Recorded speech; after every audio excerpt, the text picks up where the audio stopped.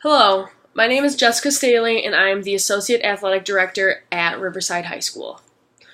Earlier today, I received a call informing me of a student from our high school who spent the night in the hospital for an alcohol-related illness. Administrators learned of the party hosted by the coach this afternoon, which involved other student athletes of our soccer team. Our number one concern is the health and well-being of the young men and women of this school.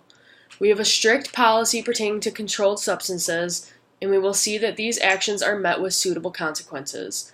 Riverside High School does not condone underage drinking, nor do we handle these situations lightly.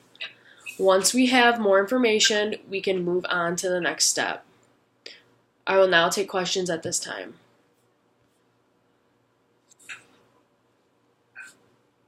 Miss Staley, Matthew Wingard from the Toledo Blade.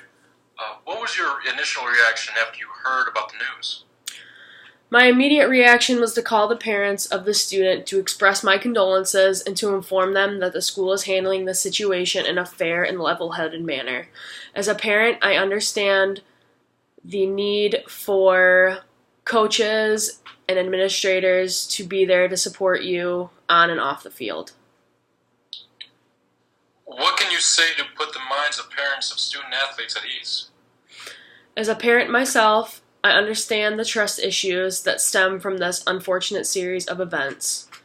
We are working closely with administrators to take necessary action, and the safety of the students is our top priority. Have you had a conversation with the coach and players who attended the party? We have only learned about the party 2 hours ago. We have yet to get names of the players, and we are not fully aware of what coach held the party. At this time, we do not know any more information about the parties involved, but I can assure you that as time goes on and we get more information, we will be able to deliver you a more concise scenario and series of events.